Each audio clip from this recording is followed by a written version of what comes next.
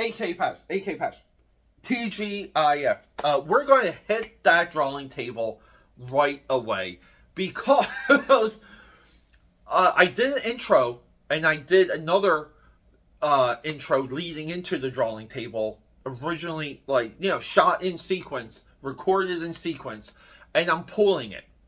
I'm putting it at the end of this video. I want us just to have a look at Captain Courage, and then I want to say some words about this book and what it's simple. The sheer act of thinking about the book in front of my face and what transpired, because we got to a place I didn't think we would get to with discussing Captain Courage. Now, here's the wild thing. I can guarantee the guys behind, the individuals behind this very book are going to watch this video, and they're going to want to hear what I have to say about this 1997 book. It's not going to be what they're expecting, but I want to start this video with a look at the book.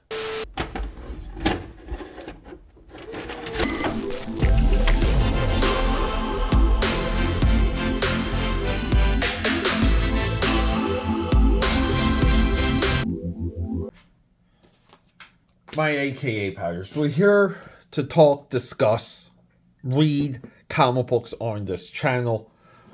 Before we move any further, say hello to our table mascots. We have our boy Crypt and his best friend Pike. Now, the two of these guys never combined forces. They never teamed up because they would, because they're bad guys. They never did that in the comics. But here on my drawing table, they hang out. They're my best friends.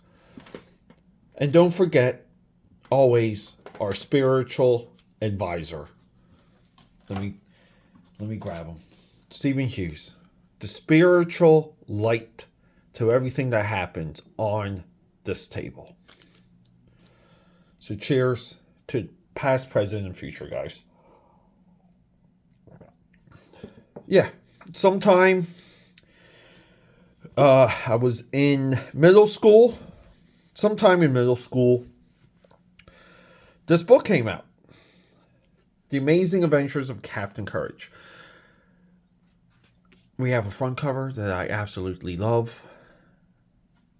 Now, I have a feeling when I was younger,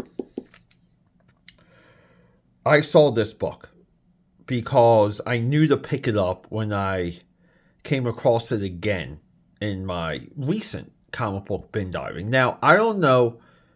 I know I saw this within the last 3 years of comic book bin diving. I pulled this from a stack of independents that I relatively salvaged and saved from my original comic book collection.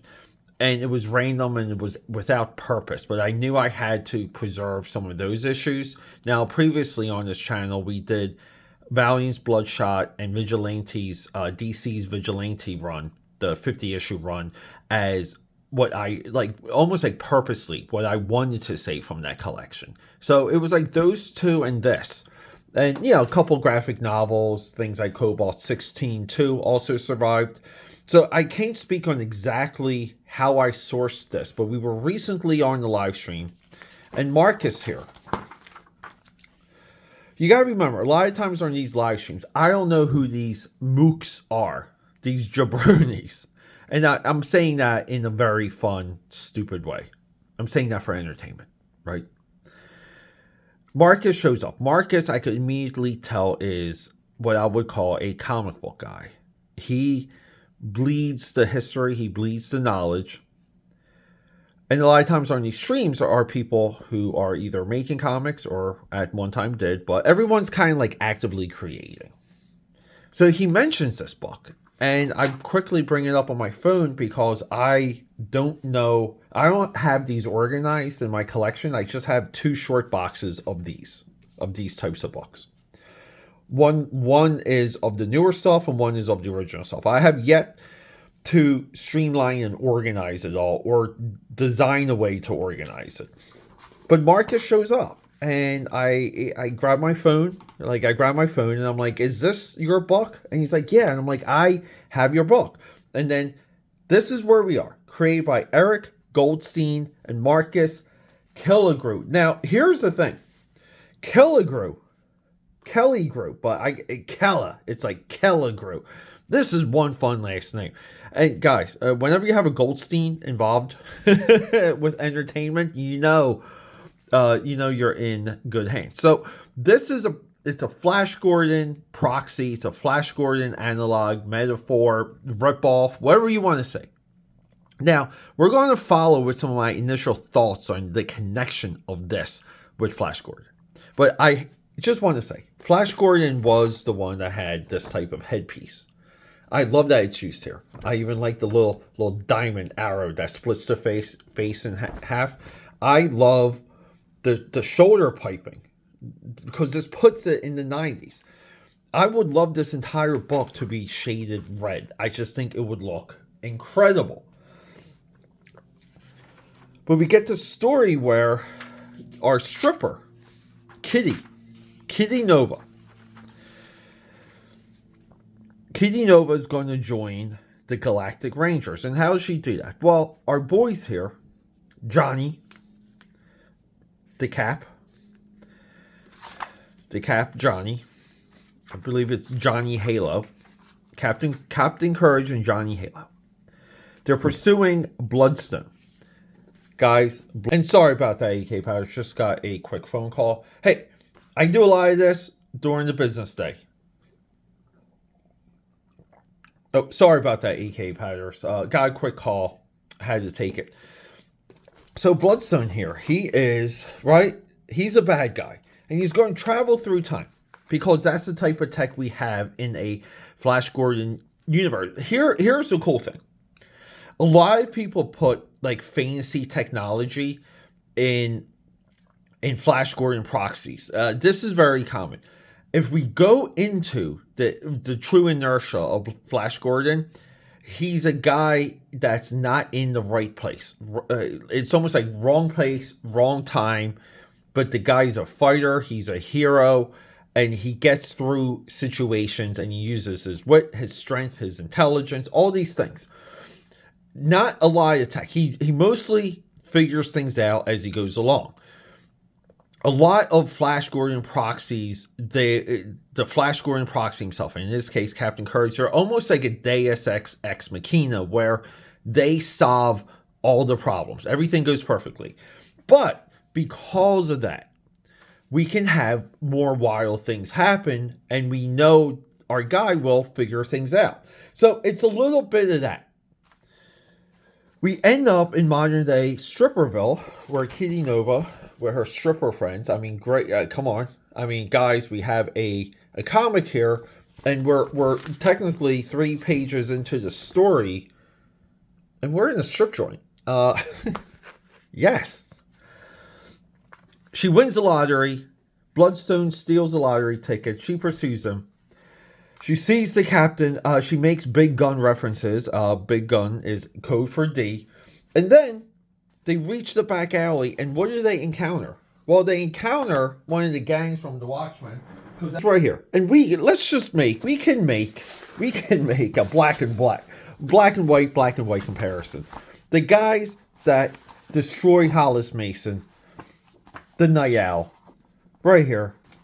So all like a lot of the 80s, a lot of the 90s, all just obsessed with street gangs. That's a little bit of the commentary within Watchmen, but it's fun when, and who knows if this is directly inspired, but it's fun when you kind of see the mix, you see the blender at work here. Because, you know, look at this and I say, oh, these are the guys from Watchmen. These are the guys that killed poor Hollis Mason, who was just trying to have a night, Halloween night. He was just trying to hang out. Fight ensues. Yeah, and the girl's like immediately, the Nova babe, she's jump kicking. She's immediately in action. Now, I will make this argument. Excuse me. We see it here. like, we kind of call this cross-hatching. I call it cross-forming because it has a little bit of cross-hatching, but we're kind of like rounding and forming our lines to echo the shape that line exists in. Okay? It's like it's cross-hatch forming. We see it here. Right? So this was prominent at the time. They're using tools like this. This book needs to be handled by brush. This needs to be inked by brush. I understand, like, maybe like early effort, you need to get things done. You're delegating the work. And some of this comes back, and like the cross-hatching here. If this comes back to you, just as a publisher, the face looks cool, right? But, you know, we're breaking up the blacks with this line work. It looks nice, but it needs to be brushed. And that decision should be made before anyone handles the artwork. And at the time, I would assume original artwork. To further that, it's material, right? If you know someone's heavy in using crow quill or pens or dip pens, you can assume that they're not going to be able to do hair real well. Because of one thing, you use the brush hair to feather, and you cannot feather your lines. These are things we see that's all over the place when it comes to comic books of this range. But it's also why it makes it more interesting to find out what else these guys have done. And you follow their careers and you dig things up and you commit. Because tracking down what happens with some of these names, it can be as timely and expensive as tracking down some of the other stuff, some of the mainstream stuff. Just to know that someone has a little bit of an arc, a little bit of an obsession of mine. I love seeing it, but essentially, Bloodstone gets left in the past, and Nova and Captain Courage end up in the future, where she joins the team and starts working. So that's it. So Bloodstone's left in the past to take it over. If we're doing MCU logic, I guess he gets his own branch, I guess, right? But I do love this. I love the spotlight effect and you know, like the end question mark, which we did get at the end of the Flash Gordon movie, right? The end question mark always ended with a question mark. Captain Courage, Johnny Halo, the Dragons of Imperia. So we get some nice shots, and this is now inked by Marcus. Pencil and inking. We see Marcus's vision for how the line weights should work, which is very similar to the cover. And the cover has a guy that's coming to do issue 2, and issue 2 doesn't quite happen, but issue 2 is still in the float, aka Padders. Since 97, you may get more issues, more stories of this. I'll do a fucking story. Captain Courage. So we get some nice space stuff, and you know, nice looking spaceship here. Here's the thing. They're sent to a medieval world that's super clean. They're emissaries. And they make a... Look, there is something strange here, Johnny. I'm just not sure of that. Give me a level of the pulse reader. So what tips them off is that everything is just so clean. And you're like, by the time you get to this panel, your curiosity kicks in perfectly. To where you're like, all right, like, what's the hook? Why are they clean? I need to know the hook. So you keep reading. So we get through the castle. We see the girl. She's motioning towards Johnny Halo. And Johnny Halo's like, I think that girl was trying to tell me something. Yeah, she's trying to bang it. So she pulls him. She yanks him while they're walking. You know, she's putting the moves on our boy Johnny. The dad walks in. What the hell? And Johnny's sent to fight a dragon. And we have a little bit of an indicator that something's up. Because those gates open so quietly, they must be automated. Okay. But either way, Johnny Courage uses his courage. And he finds a control room. Controls the dragon. Because the dragon's fake. And kind of controls it to the point where Johnny has an opening. The young cadet's throw is straight and true. And here we go, the evil's defeated. And it goes, and Captain Halo was like, "Hey, I faked taking a dump. What did I miss?" And he literally does fake taking a dump in this. And then it's like, "Well, you beat the dragon, you get to marry my daughter." The end. So, hanging the lantern here, right? We waste time on how clean it is. So, no payoff, but we have a dragon. And then, as you would get with some of these books, we have a write-up. The tragedy of so many books like this from this era, one of the reasons why I'm obsessed and I love it, and I want all of these. Okay, I want a complete library of every single book done like this. There's promises of the future. Even says here, future things. And it's tragic that it doesn't happen. Love the cover. I love the lettering. Letters, Eric J. Goldstein. I think Eric's a pretty good letterer as well. But this is, again, for all of us who really track and pay attention to this, and we bleed it out into the true pop culture. This becomes a landmark interpretation, riff, spin,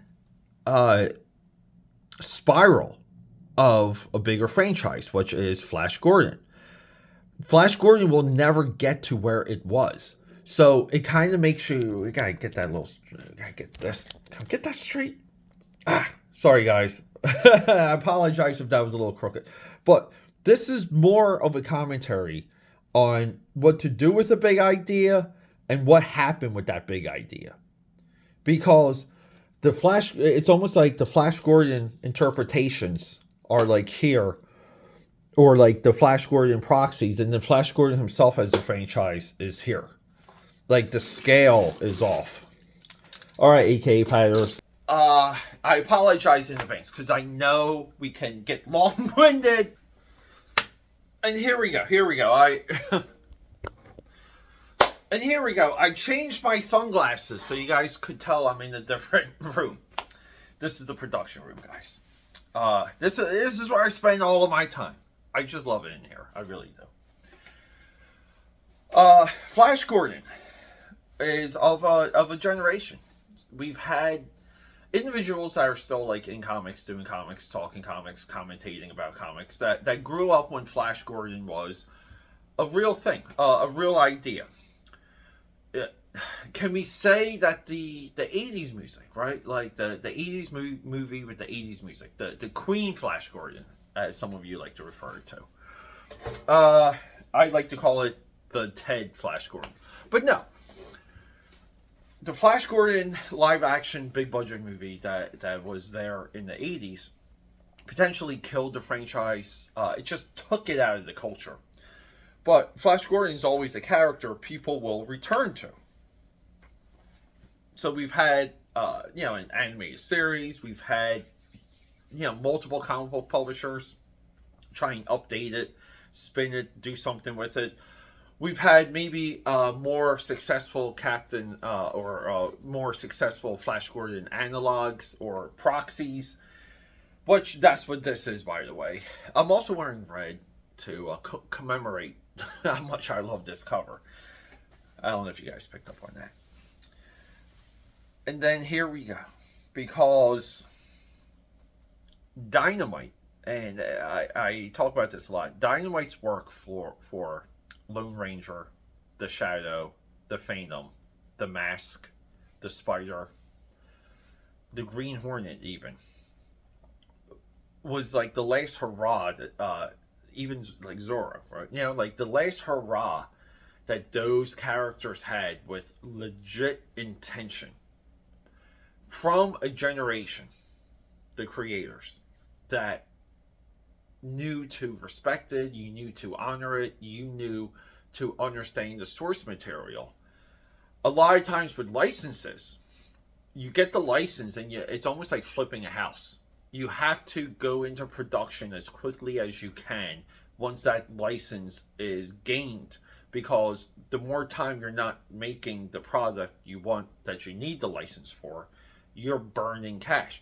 The same with flipping a house. Like, you want to flip a house less than 3 months, because what you're going to pay in month 4, or even in some cases month 3, that's going to hurt you. So giving creators, like for instance, if we were working on the Flash Gordon book, you would read the comic strip, read some of the early comic book appearances. Know Al Williamson, right? Go deep on that. Knowing the serial, knowing the other interpretations, even knowing the DC comic book Flash Gordon, because DC had the license at one time. What you would need to start to wrap your head around how important Flash Gordon is. It's a study, it's a class, it's a course. These are things that I feel like the licensee should also provide, which they don't. And you might say to yourself, Pete, like, why do you know? Because I used to be involved with licensing on, like a very independent level. But I went through a couple years where I was trying to get multiple licenses for different reasons, and I got very engaged. And at the Javits Center in New York City, it's Licensing International. And during those days, and I'm talking like early 2000s, you could sit down and meet with these people, meet with the license holders, and get their, have a full-on conversation. So I learned what that was, and would show up year after year with material. So it was like V, the series, it was Legend, even before it blew up, Fast and Furious, because I wanted to make that into like a initial D like manga. But I always liked the characters of Fast and Furious. What else? I'm forgetting like one or two, but the point I'm getting at is the education that it takes for Flash Gordon. Even to do a proxy of Flash Gordon, it's a study. You have to really absorb. The source material needs to get injected into your veins. And then, wanting to bring this to you guys. It really hit me, because the generation that made Captain Courage is of a generation that kind of has that respect and a lot of that knowledge baked into the dough. And then, right, 97, 2007, 2017, 2027, and kaput. There's really nothing there. So the people who would bring back Flash Gordon right now, I don't think can do it.